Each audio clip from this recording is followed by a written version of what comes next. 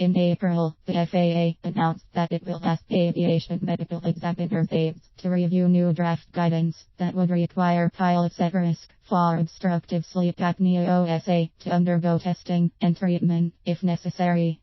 But in December, the draft guidance received vocal opposition from both general aviation and commercial pilots, specifically regarding the FAA's plans to require all pilots with a BMI of 40 or more to undergo testing and potential treatment for OSA. OSA is a potentially deadly condition that occurs during sleep, when the throat or tongue obstructs the airway, causing the airway to close and the person to struggle for breath. Due to snoring and pauses in breath, some sufferers end up breathing less than half as often as they should. The daytime fatigue caused by apnea events can be very dangerous, especially for those that need to be alert while piloting or driving. Since apnea events happen during sleep, many sufferers have this condition for years and are unaware of it. OSA is very common in overweight and obese patients.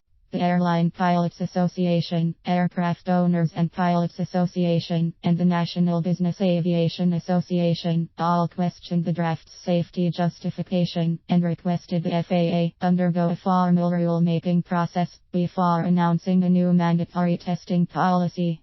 The FAA has since agreed to revise the draft guidance and has asked aviation medical examiners to review the draft revisions by late April. The revised draft guidance also comes as both House and Senate lawmakers introduced legislation that would require such a rulemaking for any mandatory OSA testing. The House passed its version of the bill last February. Under the latest draft, according to the latest draft guidance, while ABS will consider all OSA risk factors, pilots will not be disqualified based solely on BMI. The FAA says that ABS will issue medical certificates to pilots regardless of BMI if they are otherwise qualified.